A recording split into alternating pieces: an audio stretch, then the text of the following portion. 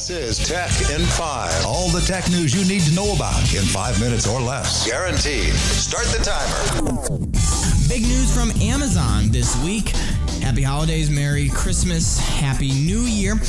This is TechIn5 from TechInform.us. Amazon is now selling 1 million Kindle devices a week. Now, that is the entire Kindle line, but that's a lot of devices. And in addition, Joe is going to be giving us a pros and cons of the Amazon Kindle. iTunes Match may be just deploying to an international market now. It may be a glitch in the system, but we'll see about that. And it looks like BMW and Toyota are going to partner for more than just the supposed battery research. It looks like they're also going to be trading some diesel engines. Great show lined up for you today. Stay tuned. Who would have thought? BMW and Toyota coming together to do some research on lithium-ion batteries as well as trading some diesel engines. And those will hit the European market. They're not probably going to drop here at the same time. And it's interesting because the technology for the batteries in these cars has been notoriously weak, so it'll be interesting to see how this one turns out.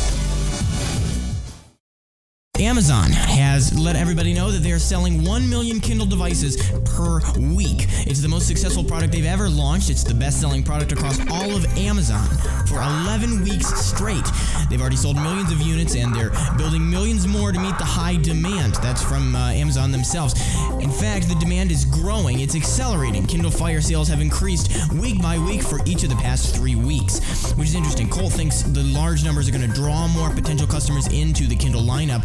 And it's going to sell more devices, and it's going to continue in a product loop that's just going to grow, kind of like I think we saw on the iPad. That's debatable, though. And in addition, you know, this isn't just the Fire, of course. This is all their Kindle devices, period. But that's still a pretty remarkable thing, and we all know that the Kindle Fire price point is, you know, a lot lower than that of the iPad. So they're not direct competitors. They're, you know, in different markets. However, that's still pretty remarkable, I think. And Joe has put together a great comparison of the pros and cons of the Amazon Kindle. Now, basically your pros, as he says, is a library of books, thin and light, no physical books with you at all, ease of use, relatively easy to use, you know, availability of books, you can purchase them, you know, in some models on 3G.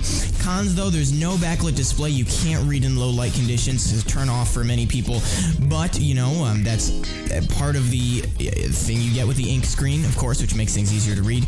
Also, you don't have the feel of a physical book, which, you know, is a downer for many people, including myself. And the price of these Kindle ebooks is going to be, well, in the UK, it's more than a paper book, but here in the US, I'm not so sure about that. But those are the pros and cons of the Kindle. Now, keep in mind that they are selling, you know, so many of those. These will probably become more common. And in addition, Dragon Blogger remarks that I think if someone had the extra $100, they should just get a Kindle Fire, though, for reading in bright light like outdoors and sunlight. The Kindle is so much better and glare-free. Too bad they can't make a tablet that can switch between e-ink and regular screen when needed. Great idea. Maybe we'll see something about that soon. If you are an international listener, the iTunes Match program may now be in your country.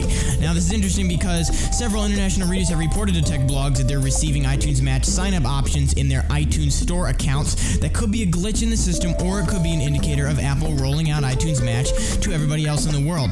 Now, it's not amazing. I haven't used it. Colt hasn't used it. I'm a Google Music person myself, and it's had its fair share of bugs. I know a lot of people have stopped using it altogether. And don't expect magic if, you know, it does turn out to be legit. It just really lets you re-download your music in the cloud.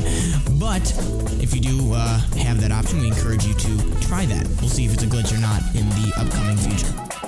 And Eric has put together a great review of the iRig. Now, that's that mic that will plug into your, looks like the headphone and mic jack on the top of your iPhone, and I'm assuming it works with other iDevices too. Take a look at that, watch his video, and you'll get all the information you need to know about that great product. And our new sponsor system is providing individual targeted ads to our readers. Apparently, for me at least this week, it's sponsored by Mucinex. I don't know how the system knows I'm sick all the time. Well, that's just about it for this week. Thank you so much for tuning in. Thank you for reading every week, week after week. And join in the conversation. Leave some comments on the site.